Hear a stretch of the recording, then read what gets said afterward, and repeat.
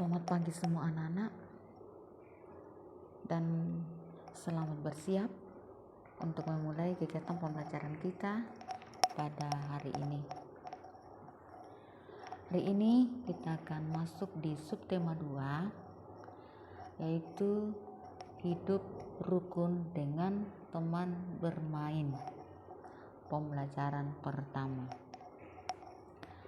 Sebelum kita mulai membahas materi kita, mari kita sama-sama menyerahkan segala kegiatan kita, segala aktivitas kita kepada Yang Maha Kuasa. Mari kita berdoa dalam nama Bapa dan Putra dan Roh Kudus. Amin. Allah Bapa yang Maha Pengasih, terima kasih kami aturkan kepadamu atas semua tuntunan dan bimbingan-Mu ya Bapa. Sehingga saat ini kami boleh memulai kegiatan belajar kami. Semoga apa yang kami bahas dan pelajari bersama boleh bermanfaat kepada kami semua. Dampingilah kami ya Bapa, agar kami tetap sehat, tetap semangat untuk belajar. Bapa di surga, inilah permohonan kami demi Kristus Tuhan kami. Amin. Dalam nama Bapa dan Putra dan Roh Kudus. Amin. Terima kasih sudah mengambil sikap doa yang baik. Baik, kita lanjut dengan pelajaran kita, yaitu subtema 2, hidup rukun dengan teman bermain. Muatan pembelajaran Bahasa Indonesia, SBDP, dan Matematika. Dalam ketiga muatan pembelajaran, materi pembelajarannya adalah kalimat ajakan, gerak keseharian dalam tari, dan yang ketiga membandingkan dua bilangan. Itulah materi pembelajaran kita pada hari ini.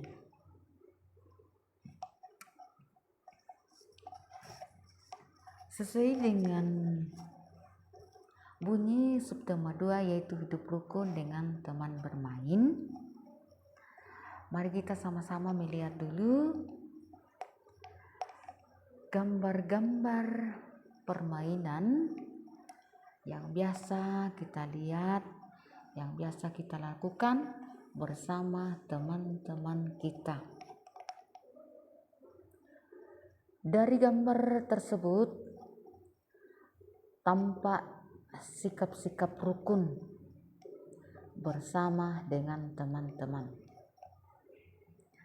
Tentu kerukunan itu muncul dalam bermain apabila kita saling mengajak dengan baik, supaya kita bisa bermain dengan rukun. Mari kita lihat dulu bersama-sama teks pada buku tema 2A halaman 30. Kita baca tentang hidup rukun dengan teman bermain. Nina mempunyai banyak teman. Mereka senang bermain bersama. Nina dan teman-teman bermain dengan rukun. Apakah kamu mempunyai banyak teman?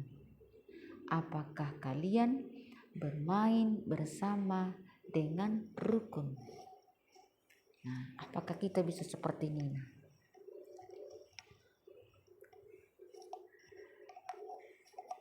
Dari keenam gambar ini tampak beberapa anak yang sedang bermain dengan berbagai macam permainan dengan rukun. Nah, kita lihat bahwa bermain, bila kita ajak teman dengan baik, tentu kita bermain dengan rukun. Nah, mengajak teman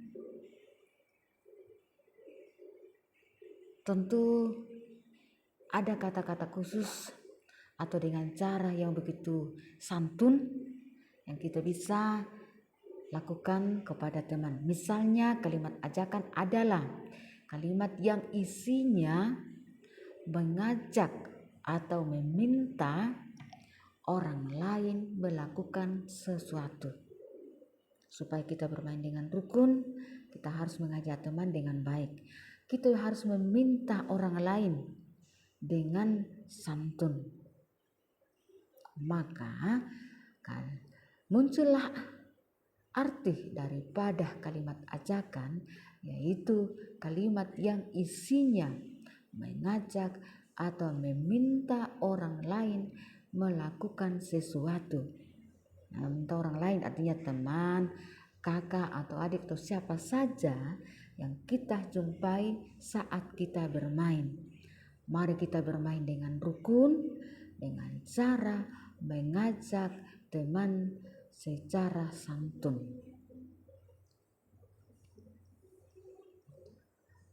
Untuk mengetahui bahwa kalimat ajakan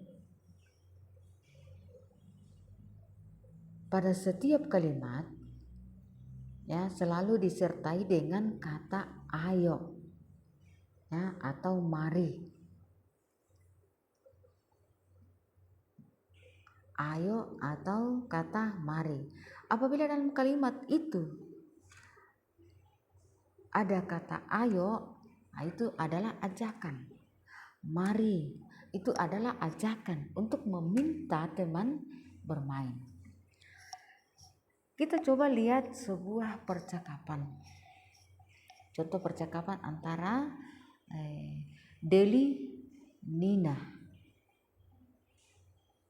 yang di dalamnya nampak contoh-contoh kalimat ajakan. Kita lihat halaman 31. Kita mulai baca bersama-sama ya. Diikuti mulai dari Nina. Deli, ayo kita bermain tapak gunung di lapangan. Jawab Deli, maaf Nina, kemarin aku terkilir. Kakiku masih sakit untuk melompat. Nah, terus Nina lagi meminta, wah, pasti sakit sekali ya, Del.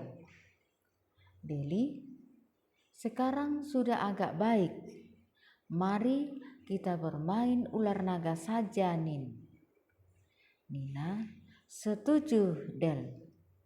Sambung, ayo kita ajak teman-teman yang lain. Nah, kita sudah membaca percakapan Nina dan Deli. Di dalam percakapan itu kita akan bisa melihat contoh kalimat ajakan. Ya. Kalimat ajakan yang terdapat dalam percakapan itu ada 3. Yang pertama adalah kalimat yang menggunakan kata ayo, seperti pada penjelasan tadi. Dalam kalimat itu, ayo kita main tapak gunung di lapangan. Kalimat itu adalah kalimat ajakan karena menggunakan kata ajakan, yaitu kata ayo. Yang kedua, mari kita bermain ular naga saja, Nin. Kalimat itu merupakan kalimat ajakan karena menggunakan kata ajakan mari. Di dalam kalimat itu ada kata mari, artinya meminta atau mengajak teman untuk bermain ular naga. Jadi sudah 2 contoh kalimat ajakan yang kita lihat pada percakapan Nina dan Deli. Masih ada lagi 1 kalimat ajakan. Yang ketiga yaitu ayo kita ajak teman-teman yang lain. Karena kalimat itu menggunakan kata ayo, yaitu kata ajakan, maka kalimat itu termasuk kalimat ajakan. Nah, dalam teks ini menampilkan sebuah percakapan yang di dalamnya ada kalimat ajakan, di mana kita tahu bahwa itu adalah merupakan kalimat ajakan adalah menggunakan kata ajakan ayo, mari, dan ayo. Semoga anak-anak sekalian saat bermain dengan teman, apakah di rumah atau di mana saja kalian bermain, bisa melihat atau bisa memahami bahwa kalimat yang kita ungkapkan saat kita bermain itu merupakan juga termasuk kalimat ajakan apabila kita mau bermain dan mengajak teman-teman. Ya, mungkin juga ada yang mengungkapkan dalam bahasa Toraja atau bahasa daerah. Jadi sekali lagi Bu Guru jelaskan bahwa kita melakukan sesuatu atau mau belajar, mau bermain, atau mau bekerja, mau pergi ke suatu tempat, lalu kita mengajak teman atau siapa saja, dan di dalam ajakan itu terdapat kata yang kita ucapkan, kata ayo atau kata mari, maka kata-kata itu merupakan kalimat ajakan walaupun kita tidak sadari. Nah, setelah pembelajaran ini, setelah selesai materi ini anak-anak, muncullah kepada kita bahwa mengajak teman, melakukan sesuatu dengan kata ayo dan mari merupakan contoh kalimat ajakan. Misalnya kalau di rumah, ayo kita makan. Kalimat itu merupakan kalimat ajakan karena kita mengajak teman atau orang lain untuk makan bersama. Ayo kita bermain, seperti yang terdapat pada percakapan Dina dan Deli.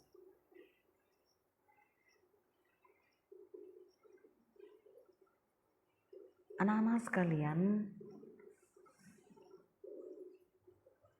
mari kita sama-sama melihat kembali kegiatan-kegiatan yang sering kita lakukan di rumah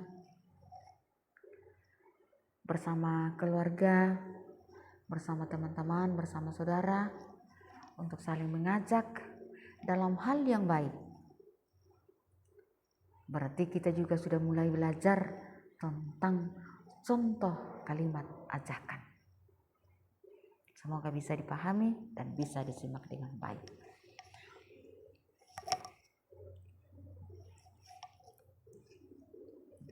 Dalam menari juga kita mengajak teman untuk melakukan sesuatu permainan bergerak.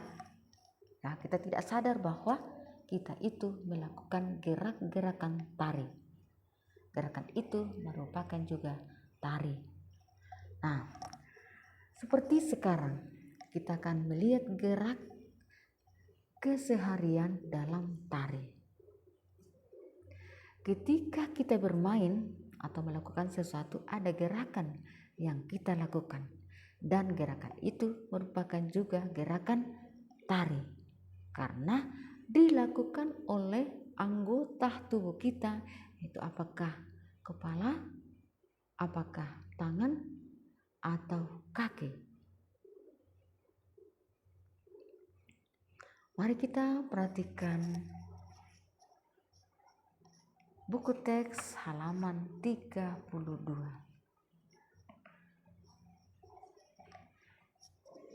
Kita sama-sama baca bacaan di halaman 32. Di lapangan banyak anak-anak bermain. Ada yang bermain layang-layang, sepak bola, dan ular naga. Gerakan mereka berbeda-beda. Ketika bermain, kita melakukan gerakan, ada gerakan tangan, kepala, dan kaki. Ayo tirukan gerakan-gerakan berikut. Nah, mari kita perhatikan gerakan-gerakan kepala. Gerakan kepala itu umpamanya menoleh ke kiri dan ke kanan. Gerakan ini sering sekali kita lakukan di dalam bermain setiap hari, di dalam belajar setiap hari, di dalam bekerja setiap hari. Tanpa disadari kita menoleh ke kiri, kita menoleh ke kanan. Dan itu merupakan gerak tarik.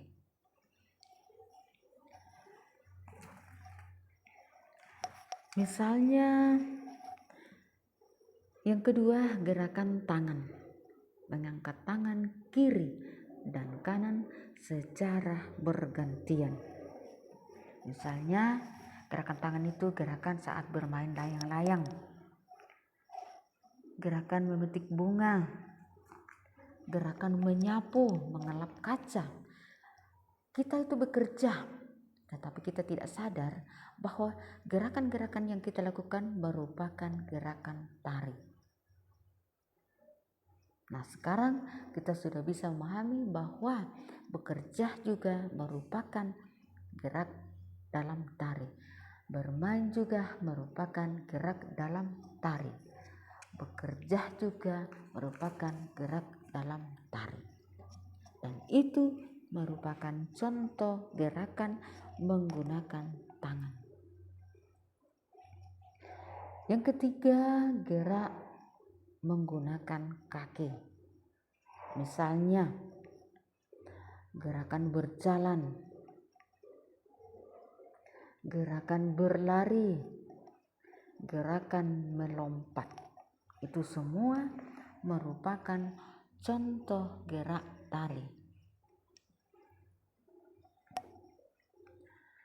Gerakan seperti gambar di atas juga apabila kita gabungkan dalam sebuah hitungan, maka akan menjadi sebuah tarian.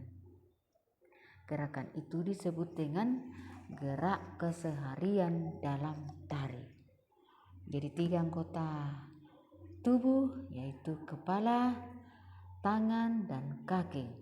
Jadi kalau umpamanya ada pertanyaan anak-anak, sebutkan 3 gerakan anggota tubuh yang biasa dilakukan dalam gerak keseharian. Nah, langsung kita mulai dari atas di anggota tubuh kita, yaitu kepala, yang kedua tangan, dan yang ketiga kaki. Kita juga sudah mengetahui bahwa yang mana contoh-contoh gerakan kepala. Ada 2, menoleh ke kiri dan menoleh ke kanan. Yang mana contoh gerakan tangan, yaitu bermain layang-layang, memetik bunga, dan gerakan menyapu atau mengelap kaca. Yang berikut contoh gerakan menggunakan kaki. Gerakan saat berjalan, gerakan saat berlari, gerakan saat melompat. Jadi itulah semua contoh-contoh gerak keseharian dalam tari yang sering kita gunakan, yang sering kita lakukan dalam keseharian kita dari 3 anggota tubuh kita. Semoga dengan penjelasan ini lewat layar, anak-anak sekalian di rumah senantiasa bisa mengerti, memahami penjelasan materi dari Ibu Guru. Sekarang kita akan melihat materi yang ketiga. Ya, dari semua materi yang dari kedua materi yang telah kita pelajari, mari kita semua bandingkan materi yang mana yang lebih besar. Mari kita melihat materi mana yang lebih sedikit. Begitu juga dalam materi ini, yaitu membandingkan. Apa yang kita bandingkan bukan hanya berat benda atau besarnya suatu benda, tetapi kita akan membandingkan dengan menggunakan satuan kubus.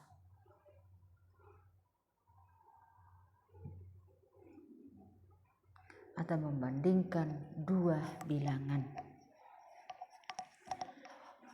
Dalam membandingkan dua bilangan ini anak-anak, ya,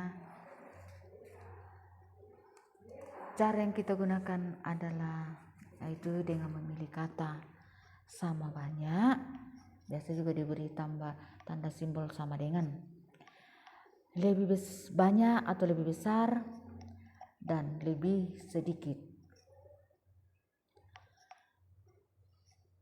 Ketiga cara membandingkan ini, kita akan melihat dua buah bilangan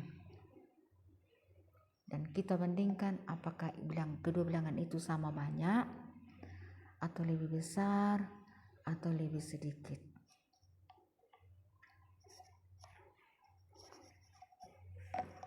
Cara membandingkan ini ada 3 macam, ada 3 cara. Ya, yang pertama adalah bandingkan bilangan ratusan terlebih dahulu. Cara yang kedua, jika bilangan ratusan sama banyak, yang maksudnya sama banyak, maka bandingkan bilangan puluhan. Yang ketiga, jika bilangan puluhan juga sama banyak maksudnya, bandingkan nilai satuannya. Ya, jadi kita akan membandingkan bilangan satuan. Contoh kita lihat sama-sama pada buku teks halaman 33.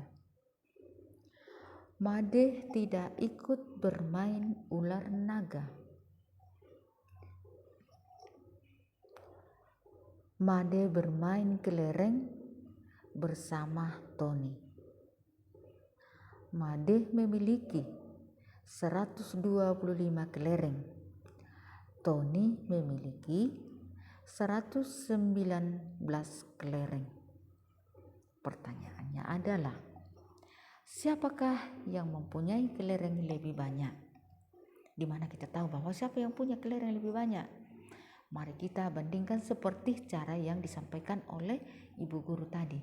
Bahwa yang pertama kita akan membandingkan mulai dari angka depan. Karena angka itu ada 3 bilangan. Ada ratusan, puluhan, dan satuan. Nah, sekarang kita bandingkan. 125 dan 119 angka seratusannya sama-sama 100. Jadi itu sudah sama. Langkah yang kedua kita pindah kepada bilangan ratusan, yaitu angka 2 dengan angka 1. Kelereng Made puluhannya 20, kelereng Tony puluhannya 10. Tentu sudah nampak di situ yang lebih banyak adalah kelereng Made karena langsung muncul di angka atau bilangan ratusan. Walaupun di angka satuan kelereng Tony lebih banyak, tetapi puluhan yang lebih banyak nilainya daripada satuan. Mari kita bandingkan dengan menggunakan kubus satuan. Sudah ada di situ seratusan sama yaitu 100. Perhatikan puluhannya 20 lebih banyak daripada 10. Jadi 125 lebih banyak atau lebih besar dari 119.